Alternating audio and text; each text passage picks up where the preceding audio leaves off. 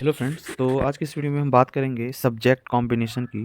क्योंकि ज़्यादातर बच्चों ने कमेंट किया था कि सब्जेक्ट कॉम्बिनेशन ऐसा है वैसा है, तो इससे क्या इशू होगा क्या नहीं होगा। तो इसी वजह से मैंने ये वीडियो बनाया है कि इससे आपको सब्जेक्ट कॉम्बिनेशन समझ में आ जाएगा। तो सबसे पहले आपको ये समझना होगा कि सब्जेक्ट कॉम्बिनेशन का जो सिलसिला है आपको कहाँ से शुरू होता है। क्योंकि बहुत सारे बच्चे जो TRE 3.0 में पास भी कर चुके हैं और उसके बावजूद भी उनको ये डर सता रहा है कि सब्जेक्ट कॉम्बिनेशन गड़बड़ है या सही है। तो यहाँ पे डरने का बात नहीं है। मेन अगर आपका वहाँ स्टेट के टाइम सही हुआ होगा तो यहाँ पे भी आपका ऑलरेडी सही होगा ही। तो वही इस वीडियो में बात करेंगे हम सब्जेक्ट कॉम्बिनेशन की। तो वो फटाफट से जो भी चैनल पे नए हो चैनल को सब्सक्राइब कर लेना, क्योंकि टीचिंग परीक्षा के रिगार्डिंग जितने भी अपडेट्स हैं यहाँ से आपको मिलेंगे। और कुछ क्लासेस वगैरह भी जो TGT साइंस से प्रिपरेशन कर रहे हैं उनको इस चैनल के माध्यम से हेल्प मिल सकती है। सब्जेक्ट वाइज और GS में ज्योग्राफी की हेल्प मिल सकती है इस वीडियो से। तो आपको सबसे पहले ये समझना होगा कि जो TRE का एग्ज़ाम आप दे रहे हैं, ठीक है, उससे पहले कहाँ पे आपको ये सब्जेक्ट कॉम्बिनेशन सही रहना चाहिए, ठीक है। तो जब आप स्टेट का फॉर्म भरते हैं वहीं पे ये सिलसिला शुरू हो जाता है, ठीक है। फर्स्ट जब आप स्टेट क्वालिफाइड करेंगे तो उसी टाइम आपका अगर सब्जेक्ट कॉम्बिनेशन सही अगर है तो आप TRE के लिए सही हैं। अगर आपका स्टेट में ही सब्जेक्ट कॉम्बिनेशन गड़बड़ा गया है, फिर आप इधर क्वालिफाइड भी हैं फिर भी बहुत दिक्कत है, वो भी क्या हो जाएंगे, छट जाएंगे DV के प्रोसेस में, ठीक है। क्योंकि पहले ही बोल दिया गया है कि सब्जेक्ट कॉम्बिनेशन गड़बड़ नहीं होना चाहिए। तो फर्स्ट जब भी आप स्टेट करने जाओगे तो उसी टाइम आपको सब्जेक्ट कॉम्बिनेशन का ध्यान रखना होगा कि मैं सब्जेक्ट कौन सा ले रहा हूँ, मेरा सब्जेक्ट कौन सा है, ठीक है। वो नोटिफिकेशन में सब कुछ दिया हुआ रहता है, आपको बस वो नोटिफिकेशन देखना है और करना है। मैं यहाँ पे बताऊंगा भी, बस आप वीडियो को ध्यान से देखना। तो समझो स्टेट के टाइम क्या क्या समझें। सबसे पहले मैं, हालांकि मैं TGT साइंस से सिलेक्टेड हूँ तो मैं TGT साइंस के बारे में बेहतर तरीके से बताऊंगा। लेकिन बाकी भी सब्जेक्ट जो हैं जैसे कि गणित के हो गए हैं और आपके सोशल साइंस के हो गए हैं, साइंस के तो बताऊंगा ही, और लैंग्वेज के भी मैं बताऊंगा। तो ये TGT वालों के लिए है, क्योंकि पेपर 1 का मैं डिस्कस करूंगा। सबसे पहले मैं ये पेपर 1 की बात करूंगा, क्योंकि पेपर 1 जो होता है 9-10 वालों के लिए होता है, जो स्टेट का पेपर देते हैं पेपर 1।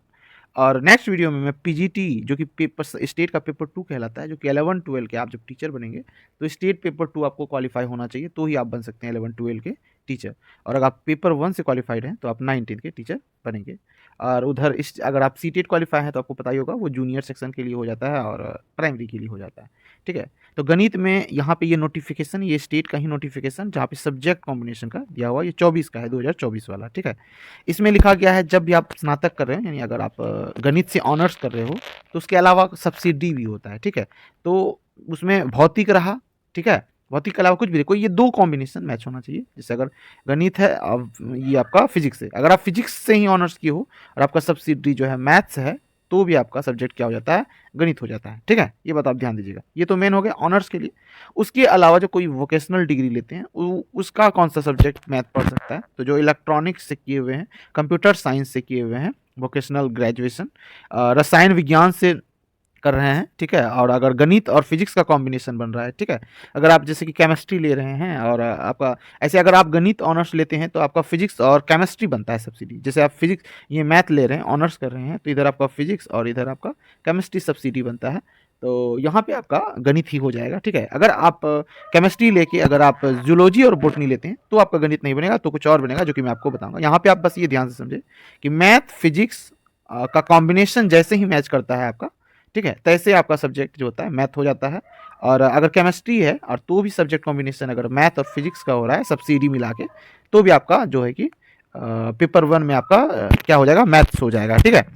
और दूसरी बात ये है कि जो आप वोकेशनल डिग्री में इलेक्ट्रॉनिक्स, कंप्यूटर साइंस या फिर सांख्यिकी विषय में कोई भी 2 विषय स्नातक स्तर पर पठित हो, अर्थात इंजीनियरिंग से स्नातक, जिसमें कि गणित की विशेषता क्या हो, जैसे कि कोई मैकेनिकल इंजीनियर्स हो गए हैं, कुछ सिविल इंजीनियर्स हो गए हैं, ठीक है। ये सारे जो होंगे वो उनको स्टेट के पेपर 1 में BEd करने के बाद वो गणित से आ जाएंगे, मतलब उनका सब्जेक्ट जो है TGT में गणित हो जाएगा। और 6 to 8 का तो पता ही होगा कि मैथ एंड साइंस हो जाएगा उसका, चाहे साइंस वाले हो चाहे मैथ्स वाले हो, दोनों का कॉम्बिनेशन मैच रहता है 6 to 8 में। तो हम TGT की बात कर रहे हैं, तो जो इंजीनियरिंग कर रहे हैं वो मैकेनिकल से या फिर कंप्यूटर से या फिर आप इनसे कर रहे हो सिविल से, तो आपका मैथ्स हो जाता है, ठीक है।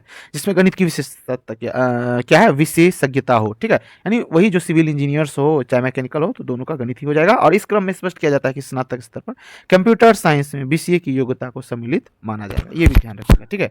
जो बीसीए की योग्यता है उसको भी सम्मिलित माना जाएगा, वो मैथ्स वाले में आ जाएंगे, ठीक। अब आगे चलते हैं। आगे है टीजीटी साइंस, और इसके बारे में मैं अच्छे से बताऊंगा भी, कॉम्बिनेशन का कुछ। तो साइंस जो है कि जब आप ग्रेजुएशन कर रहे हो और आपका सब्जेक्ट जो है कि अगर आप या तो जूलॉजी ऑनर्स लो, या तो बॉटनी ऑनर्स लो, या तो केमिस्ट्री, ठीक है। मेन ये दोनों का खेल है, ठीक है। अगर आपका जो जूलॉजी ऑनर्स लेती हो और आपका सब्सिडरी बॉटनी और केमिस्ट्री है, तो भी आपका सब्जेक्ट जो है स्टेट के पेपर वन में साइंस हो जाएगा। और अगर आप बॉटनी से ऑनर्स कर रहे हो और आपका सब्सिडरी जूलॉजी और केमिस्ट्री है, तो भी आपका सब्जेक्ट क्या हो जाएगा, साइंस हो जाएगा। बशर्ते क्या है कि जो बायोलॉजी इंक्लूड होना चाहिए, तो साइंस में वो क्या हो जाते हैं, आ जाते हैं, शामिल हो जाते हैं, ठीक है। बस बायोलॉजी इंक्लूड होना चाहिए, ठीक है, चाहे बॉटनी हो चाहे जूलॉजी हो। तो बॉटनी और जूलॉजी जैसे आ जाते हैं, वो साइंस में आ जाते हैं। और केमिस्ट्री अगर ऑनर्स कर रहे हो, अगर केमिस्ट्री ऑनर्स करके आपका फिजिक्स और मैथ ले लेते हो, तो फिर आप मैथ में चले जाओगे। अगर आप बॉटनी और जूलॉजी है, ज़्यादातर तो वही होता है, केमिस्ट्री ऑनर्स कर रहे हो तो आपका सब्सिडरी बॉटनी और जूलॉजी बन जाते हैं। तो आप फिर स्टेट पेपर वन में आप विज्ञान के लिए एलिजिबल हो, ठीक है। और यहाँ पे लिखा हुआ भी है, जो जो जूलॉजी है और वनस्पति विज्ञान है, रसायन शास्त्र विषय में पठित, अथवा अगर आप इंजीनियरिंग किए हो, इंजीनियरिंग में स्नातक किए हो जिसमें विज्ञान की विशेषज्ञता हो, तो फिर आप वहाँ पे विज्ञान में ही आ जाओगे। जैसे बायोटेक्नोलॉजी अगर आप करते हो, माइक्रोबायोलॉजी करते हो, ठीक है। लाइफ साइंस की भी बात करूँ तो लाइफ साइंस में भी जो है कि आपका जूलॉजी बॉटनी एंड केमिस्ट्री आ जाती है।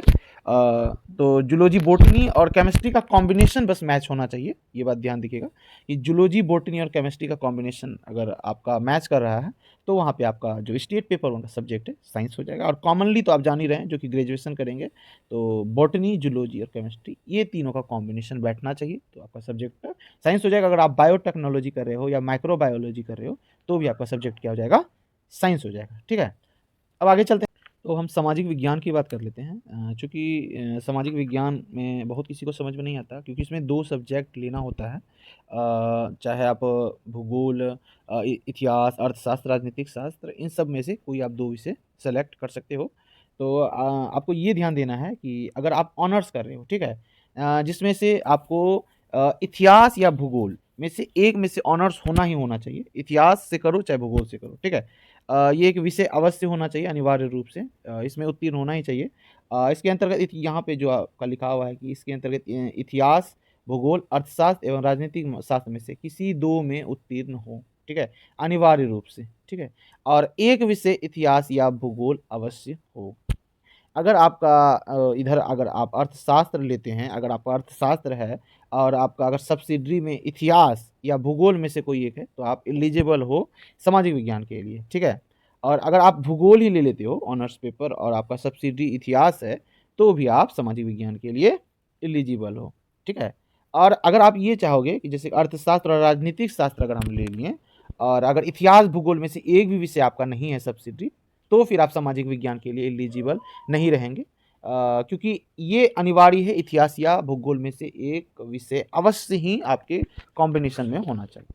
और प्राचीन इतिहास विषय को इतिहास विषय के समक्ष माना जाएगा, अगर आप प्राचीन इतिहास भी रखते हैं तो भी चलेगा। भाषा की बात कर लेते हैं, तो भाषा में आपका उर्दू हो, इंग्लिश हो, बंगाली हो, हिंदी हो, इन सभी में से आपका इनसे ऑनर्स होना चाहिए। माध्यमिक विद्यालय के अध्यापक पद हेतु भाषा से संबंधित विषयों में स्नातक स्तर पर प्रतिष्ठा, यानी जो ऑनर्स है आपका, और अनुसांख्यिकी सब्सिडी विषय के रूप में पठित होना अनिवार्य है, ये बात आप ध्यान दीजिए।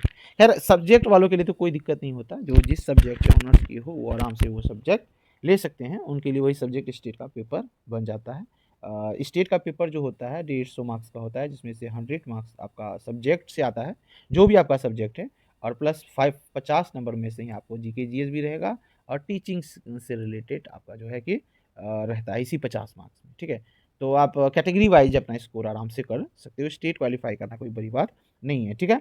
तो अब हम स्पष्टीकरण भी देख लेते हैं कि शिक्षण एवं प्रशिक्षण के किसी भी उपाधि की मान्यता के बिंदु पर अथवा किसी उपाधि विशेष के समतुल्य के। अच्छा, ये बताने से पहले मैं एक बात बता रहा हूँ, अगर जो भी टीआरई 4.0 की तैयारी कर रहे हैं, अगर किसी को भी जो है कि अगर ऐसा लगता है कि अगर किसी का बैच ही खरीद के आप सिलेक्शन ले सकते हो, तो ये आपकी गलतफ़हमी है। मैंने हिस्ट्री हो, ज्योग्राफ़ी हो और जिनका टीजीटी साइंस है, उनमें क्या-क्या पढ़ना है, कैसे पढ़ना है, मैंने वो सब कुछ प्रीवियस वीडियो में बता रखा है। आप वहाँ जाके वो विज़िट कर सकते हो। तो आप उसी के अनुसार अगर आप तैयारी कर रहे हो तो ठीक है, और नहीं तो आप वो चीज़ बस फ़ॉलो कर लो, अपने रूटीन में इंक्लूड कर लो, बेटर रहेगा। तो स्पष्टीकरण को ज़रूर देखें। शिक्षण में प्रशिक्षण के किसी भी उपाधि की मान्यता के बिंदु पर अथवा उपाधि विशेष के समतुल्य के बिंदु पर किसी भी प्रकार का विवाद की स्थिति में राष्ट्रीय अध्यापक शिक्षा परिषद जो है एनसीटीई है, के परामर्श से विभाग का निर्णय अंतिम होगा। ठीक है? तो ये था आपका, और जस्ट मैं अगले वीडियो में या फिर कुछ वीडियो में मैं पीजीटी का भी बता दूँगा कि इसका क्या कॉम्बिनेशन होना चाहिए। वीडियो अच्छा लगा तो वीडियो को लाइक कर देना, चैनल पर नहीं हो तो चैनल को सब्सक्राइब कर लेना।